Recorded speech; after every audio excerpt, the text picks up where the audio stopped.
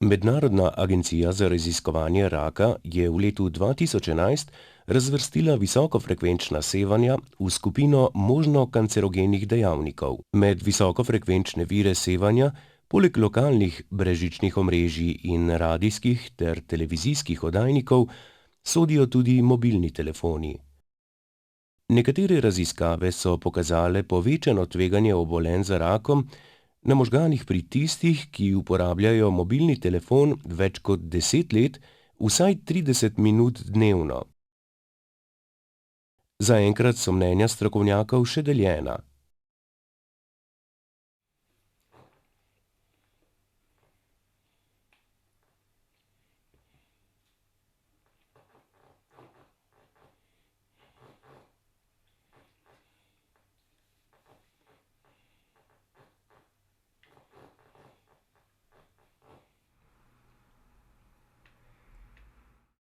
O neurinomu oziroma določenih vrstah raka v glavi in vratu, ki je bil predmet analiz ali pa študij v zadnjih 10 letih, predvsem ali lahko mobilni telefon to povzroča.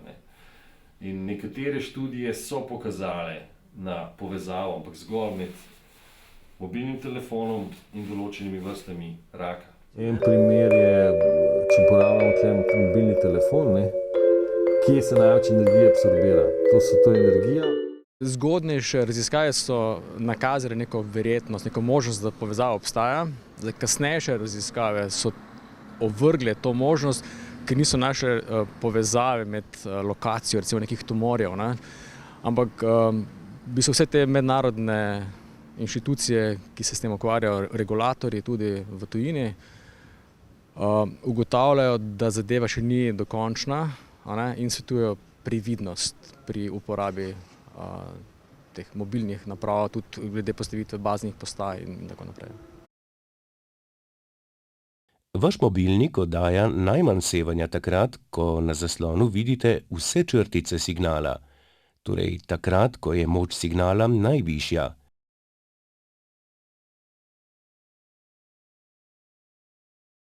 Dodana previdnost ob uporabi mobilnega telefona je potrebna, kadar je zahtevana večja moč za vzpostavitev zveze. Na primer, ko se vozimo, smo v dvigalu ali kleti. Povsod, kjer je pokritost signala nestalna ali šibka. Največjo energijo oddaja takrat, ko išče signal, to se pravi, ko jaz vtipkam številko in dam kliči, takrat dejansko išče in se pogovarja z bazno postajo in takrat najbolj oddaja.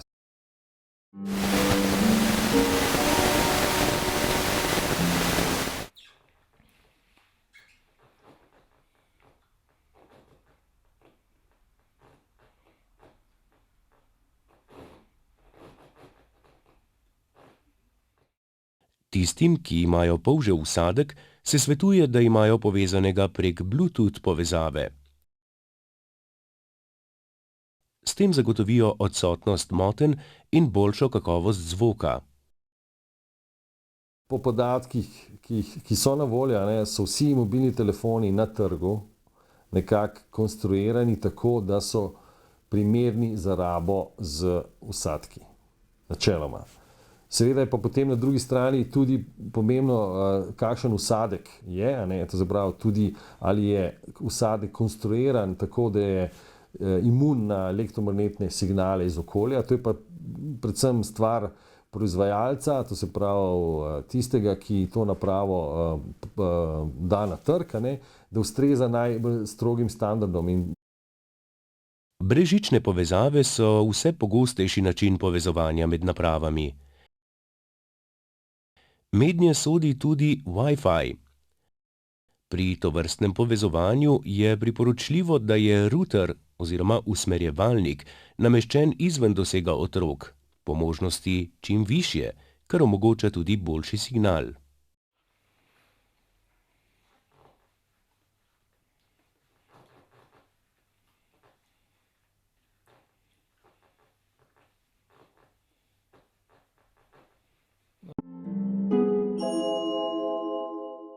pomeni, če imamo mi nek Wi-Fi router, ga je trebno oddaljiti vsaj 1 meter od nekih okolij ali v prostoru, v sobi, kjer se mi trajno zadržujemo. Ne. Več kot 1 meter so sevalne obremenitve že praktično zanemarljive.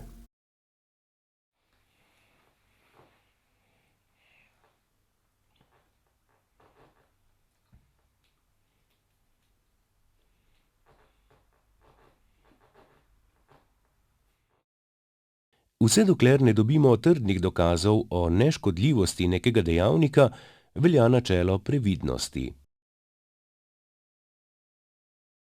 Svetuje se, da pri uporabi mobilnih telefonov omejimo število klicev in uporabljamo slušalke. Raje pošljite SMS namesto klica. Priporočljivo je tudi, da mobilnik oddaljimo od glave, ko le-ta vzpostavlja povezavo. Ruterje oziroma usmerjevalnike ponoči izklopite. Posebno pozornost pa namenimo našim najmlajšim, saj bodo še vrsto let izpostavljeni najrazličnejšim sevanjem. Zato naj ti uporabljajo mobilnike, le ko je to nujno. Šele čez nekaj let ali desetletij pa bo morda jasno, kakšen je dejanski vpliv vseh brezžičnih sevanj.